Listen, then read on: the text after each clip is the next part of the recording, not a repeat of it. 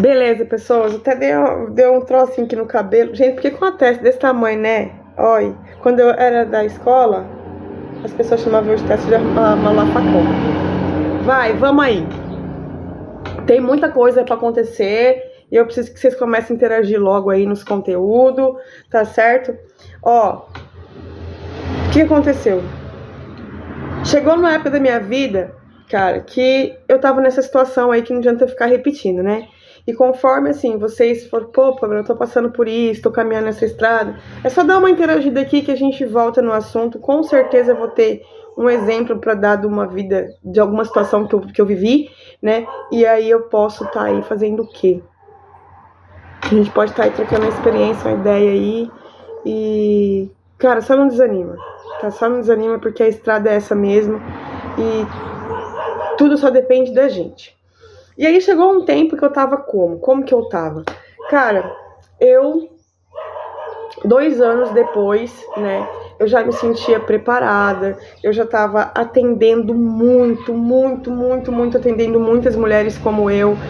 Não tinha muita rede social aí, mas tinha uns blogs, onde a Mulher Maravilha dos Adictos, ou de... Cara, eram uns nomes muito legal, assim, que as meninas davam. Quando você vivia com alguém, convivia com alguém, né, que tinha uma limitação emocional, só que você não tinha como se desvencilhar daquela pessoa. Ou era sua mãe, algumas vezes era o marido também. E assim, eu sempre deixei muito claro para as minhas pacientes, assim, cara, vai até onde fica bom pra você. Não tá bom? Toma uma decisão e vai embora. Ou você faz ficar bom, ou você vai embora. A vida é assim, bicho. Não tem que ficar romantizando, nem glitteriano nada, entendeu? Jogando purpurina. Não tem como. Tá bom pra mim? Cara, tá bom. Não tá bom pra mim? Qual que é a sua decisão? Não tá bom? Cara, as coisas vai embora. Beleza. E tinha pessoas que falavam assim, eu quero ficar, eu quero restaurar o meu relacionamento, né? Porque nem sempre o outro tem um cognitivo, né? Um comportamento. Não. Às vezes a pessoa é mimada, às vezes são mundos muito diferentes que passam a ser convividos e ajustes precisam ser feitos. Então nem sempre o seu relacionamento passa a ser tóxico porque a pessoa é doente. Não, poxa.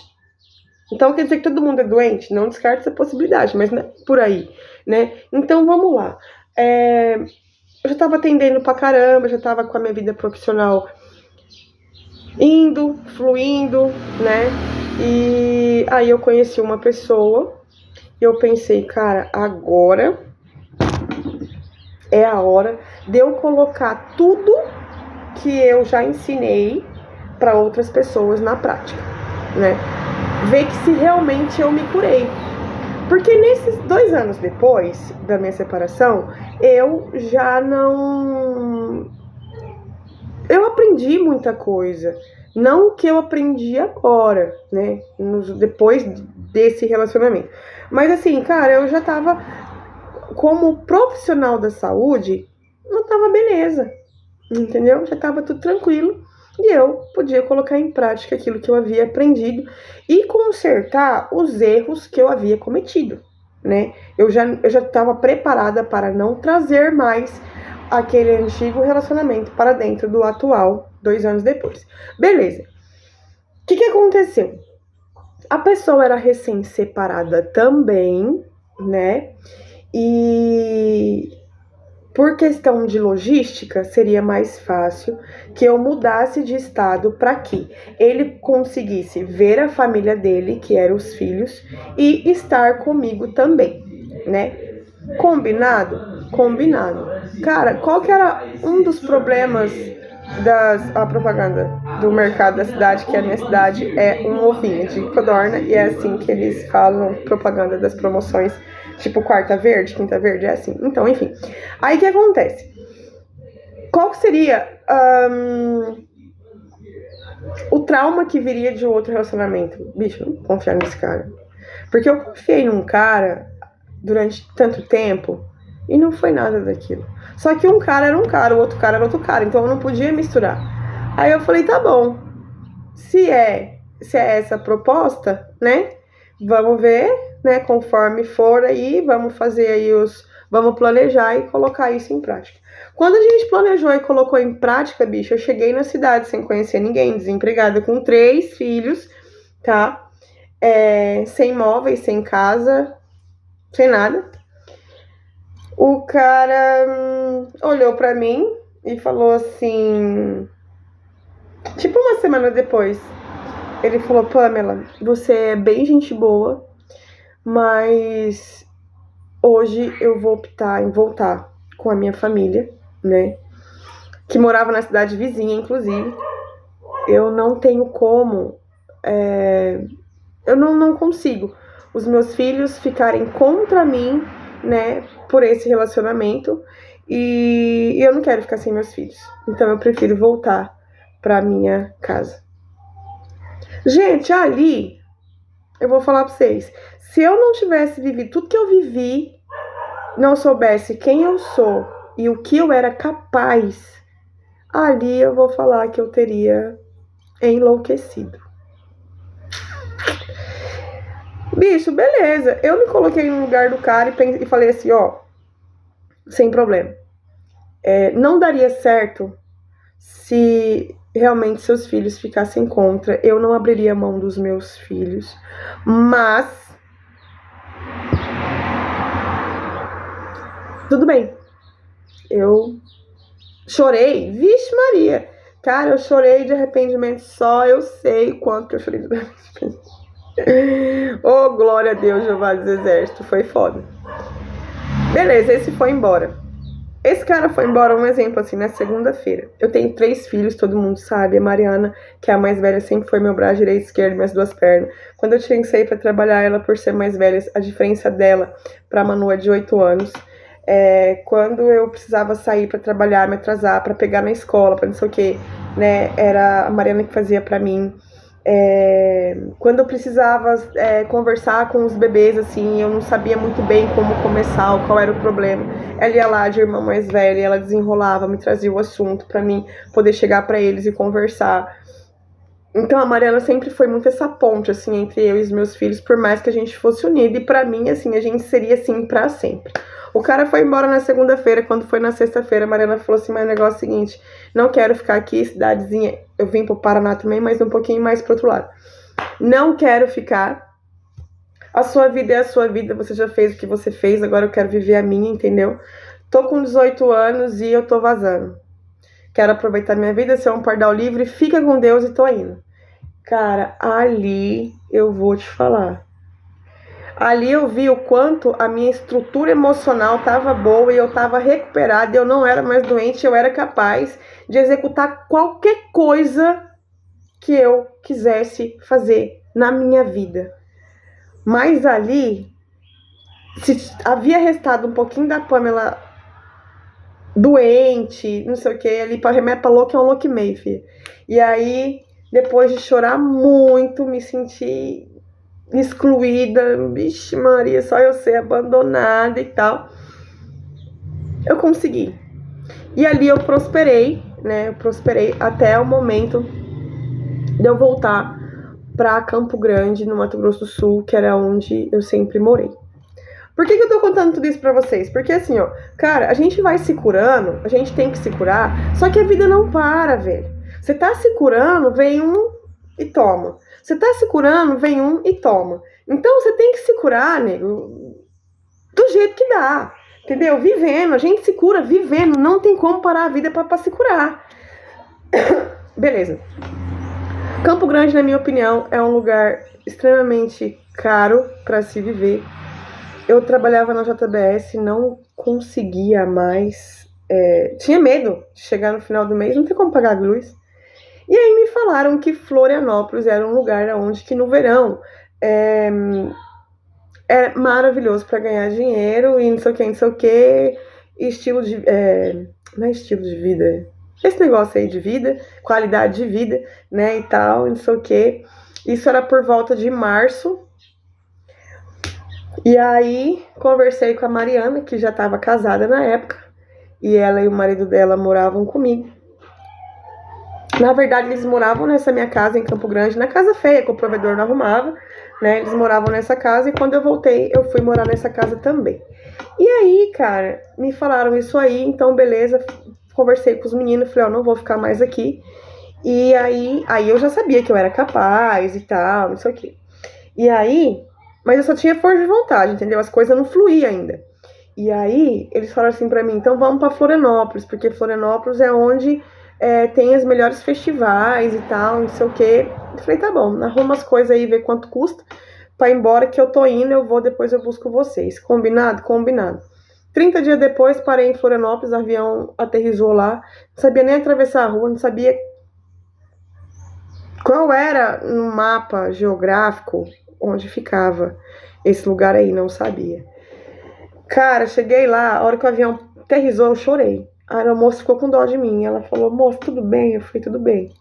Bicho, eu sabia que não ia ter ninguém me esperando lá fora. Eu não sabia atravessar a rua, eu não sabia onde eu estava. Eu não sabia pra onde que eu ia.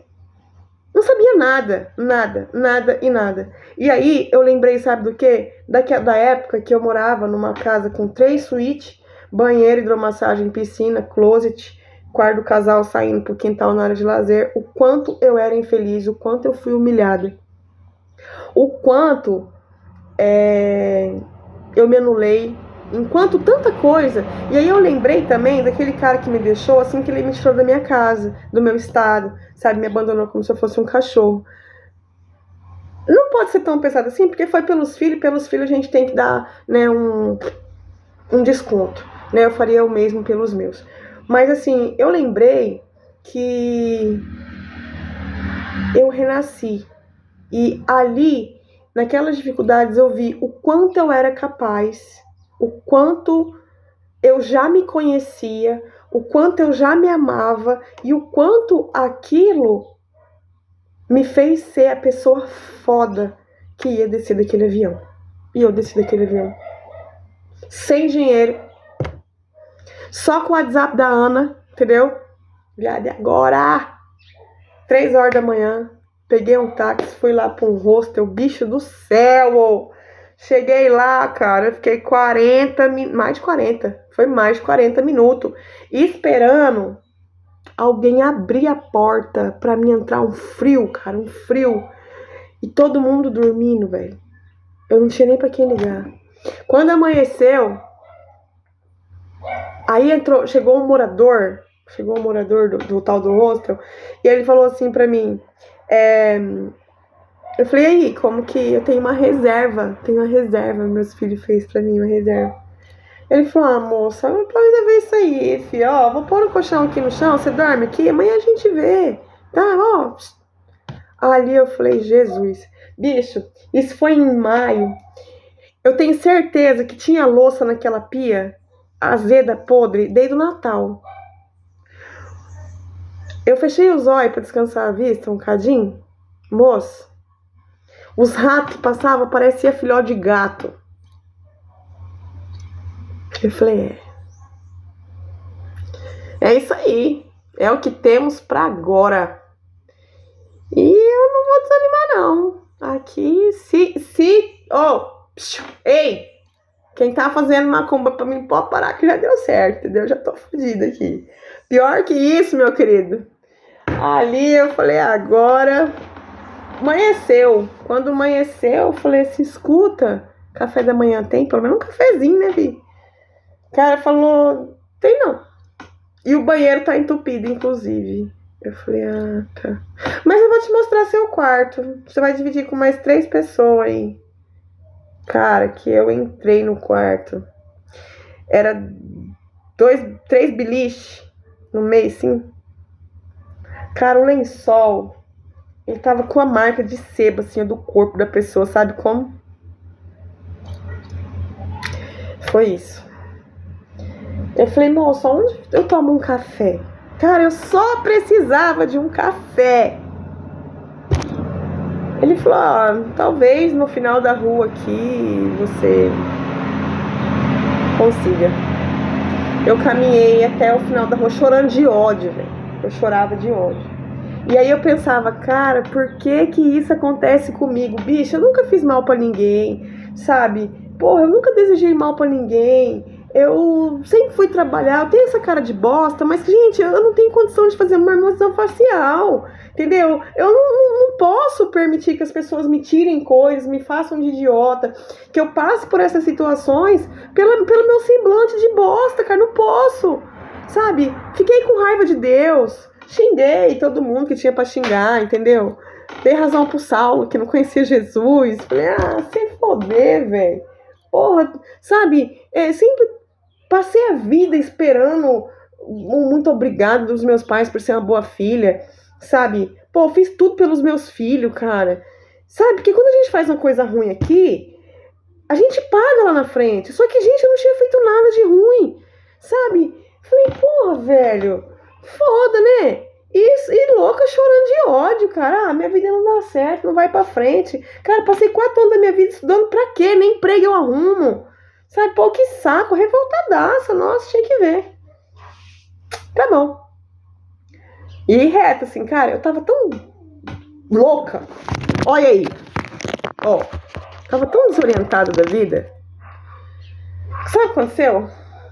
Eu tava andando na areia porque eu sentia as pernas pesadas. Pra você ver como que a gente é meio biroba, né? Tem hora que a gente sai do eixo.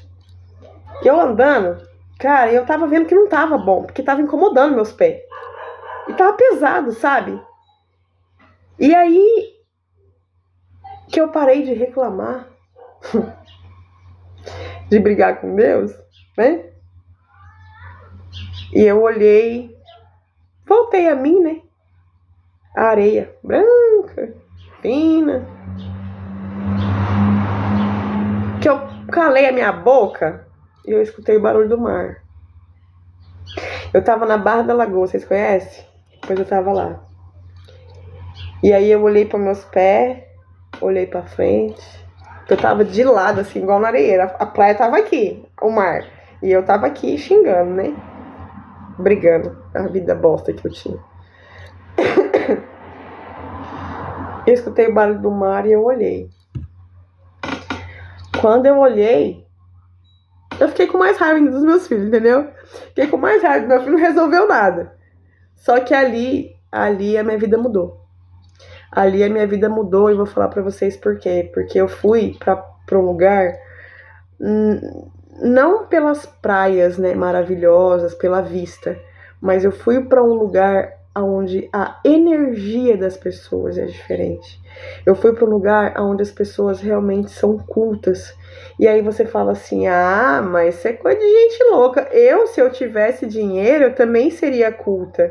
Não, você não precisa de dinheiro. E foi isso que eu aprendi lá. E aí, quando eu senti aquilo, que eu entendi, né? Eu falei, bicho, aqui todo mundo só trabalha no verão, cara. Fica no inverno. Faz porra nenhuma no inverno. Entendi. Cidade turística, né? As pessoas trabalham só home office aqui? Raramente aparece aí alguém fazendo alguma coisa, né? As pessoas não estão nem aí pra você. Você sai de chinelo, você sai de biquíni, se você sai do... Cara, ninguém tá nem aí. Você pode usar o seu celular na rua, meia-noite, 1, 2, 3 da manhã, cara. Ninguém olha pra sua cara. Lá as pessoas não é simpática. Não existe simpatia em Florianópolis, não existe. Existe liberdade. Ninguém fala de religião. Ai, porque eu sou evangélico. Ai, porque eu sou espírita. Ai, porque eu sou candomblessista. Não existe, cara. Não existe isso. Lá as pessoas trabalham com leis hermetistas. E isso tá na Bíblia. Aí se você pôr no Google, vai falar, não, isso não tá na Bíblia. Cara, eu assisto uma pastora aí todo domingo, porque eu não quero sair da minha casa, né? Eu assisto uma pastora que ela fala isso aí. O que ela fala? Ela fala que lei da atração. Ela fala, tá na Bíblia a lei da atração. Tem até aí no Salmos, aí eu vou procurar pra falar pra vocês. Então assim, eu sou crente, não assisto porque eu sou crente. Não, se você é crente, você pode não me assistir por causa dos meus palavrão, mas porque eu tô falando coisa bobeira, eu não tô não, tá? Vem não. E foi aí que a minha vida mudou. Como que a minha vida mudou? Vou fazer um outro vídeo para esse aqui não ficar muito longo e você ficar cansado. Mas se você pegar uma faxina para fazer, uma casa para limpar, umas louças para arear, né, uma janta, né? de um lugar a outro, assim, do seu serviço à sua casa, você vai poder assistir os 3 vídeos e não falar pra mim que eu não posto mais nada. Então, peraí, vamos pro próximo vídeo.